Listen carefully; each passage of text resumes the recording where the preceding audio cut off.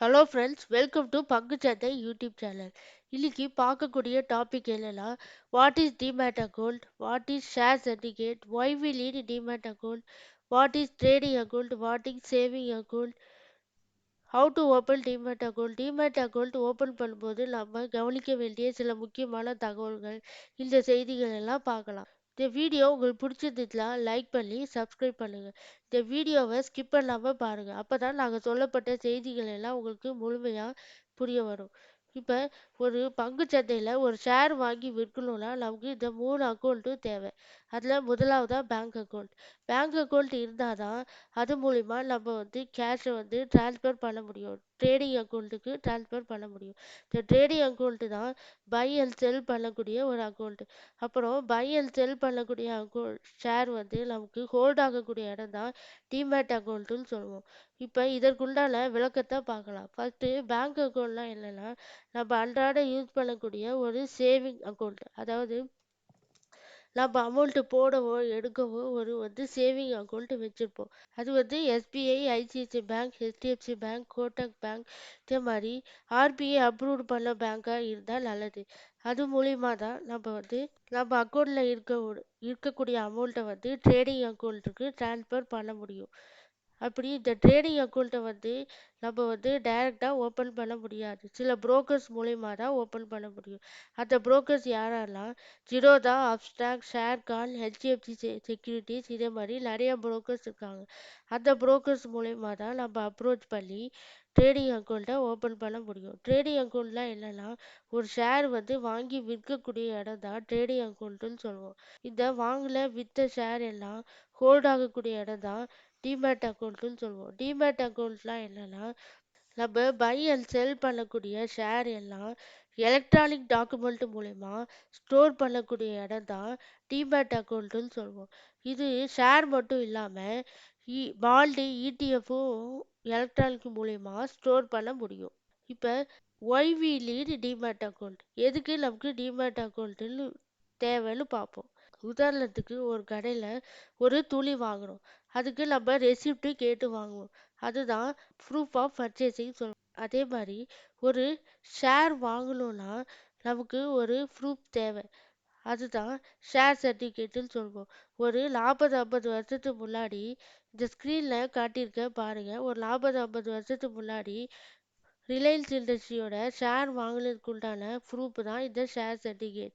அதாவது இந்த Reliance industry லிமிட்டடோட ஷேரை வாங்கியிருக்காங்க. அதோட ப்ரூஃப் தான் ப்ரூஃப் ஆஃப் ஷேர் சர்டிஃபிகேட். இப்போலாம் இதே மாதிரி நீங்கள் ஃபிசிக்கல் ஃபார்மில் பார்க்கவே முடியாது.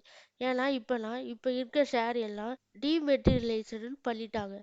இந்த பிசிக்கல் ஃபார்மேட்ல உள்ள ஷேர் சர்டிஃபிகேட் மூலயமா சப்போஸ் கிளியவோ, மிஸ் ஆகவோ, இல்லை வேற யாரெல்லாம் ஃப்ராட் பண்ணவோ, இந்த மாதிரி நிறைய வாய்ப்புகள் இருக்கிறதுனால தான் 1996ல் மெட்டீரியல் ஃபார்மில் இருந்த நம்ம ஷேர்ஸ் எல்லாம் டிமெட்டீரியல்ஸ் ஃபார்மாக மாற்றிட்டாங்க.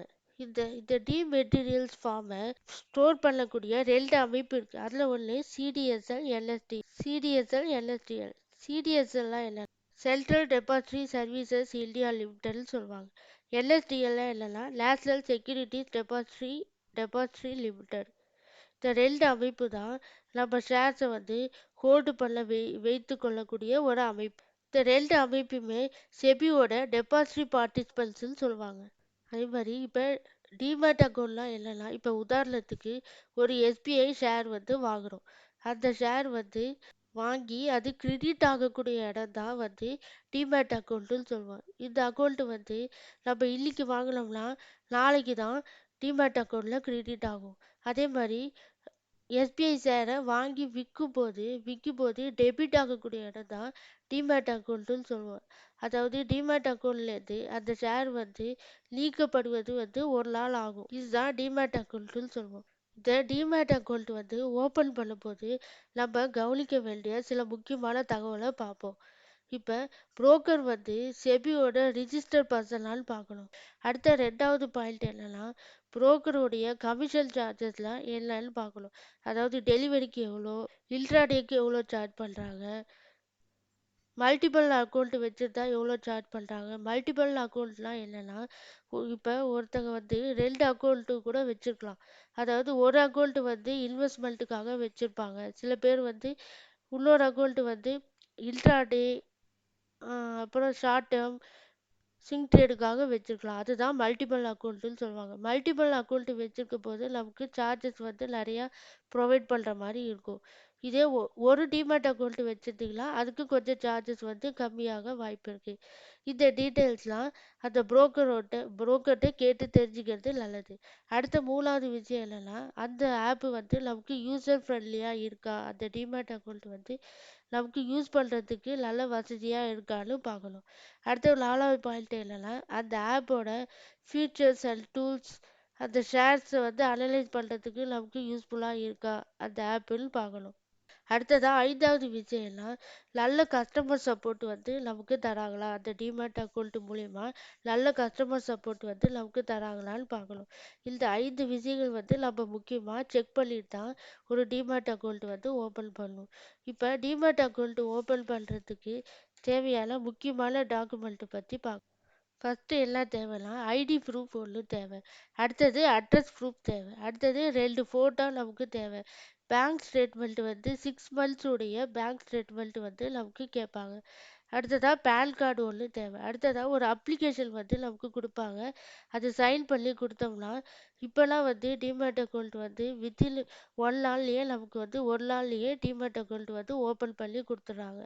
அதனால இந்த டீட்டெயில்ஸ் எல்லாம் நீங்கள் பார்த்துட்டு செக் பண்ணிவிட்டு டிமேட் அக்கௌண்ட் வந்து ஓப்பன் பண்ணுறது நல்லது. இப்போ நம்ம என்னென்ன பார்த்தோம்? வாட் இஸ் டிமேட் அக்கௌண்ட்டு, அந்த டிமேட் அக்கௌண்ட் நமக்கு எதுக்கு தேவைப்படுது, what is trading account, trading அக்கௌண்ட்லாம் என்ன, சேவிங் அக்கௌண்ட்லாம் என்ன, இந்த டீட்டெயில்ஸ்லாம் பார்த்தோம். இந்த டீட்டெயில்ஸ் எல்லாம் உங்களுக்கு புரிஞ்சிருக்கும்னு நினைக்கிறேன். அப்படி புரிஞ்சிருந்துச்சுன்னா, உங்களுக்கு இந்த வீடியோ பிடிச்சிருந்துச்சுன்னா லைக் பண்ணி சப்ஸ்கிரைப் பண்ணுங்கள். எல்லாரும் டிஸ்க்ளைமரை பார்த்துக்கோங்க. நான் ஒரு செபி ரிஜிஸ்டர் அனலிஸ்ட் கிடையாது. நீங்கள் எதாவது ஷேர் வாங்கணும்னா உங்களுடைய ஃபினான்ஷியல் அட்வைசர்கிட்ட கன்சல்ட் பண்ணிவிட்டு ஷேர் வாங்க. உங்களுக்கு இந்த வீடியோ பயனுள்ளதாக இருக்கும்னு நான் நினைக்கிறேன். அப்படி பயனுள்ளதாக இருந்துச்சுன்னா லைக் பண்ணி சப்ஸ்கிரைப் பண்ணுங்கள். நன்றி, வணக்கம்.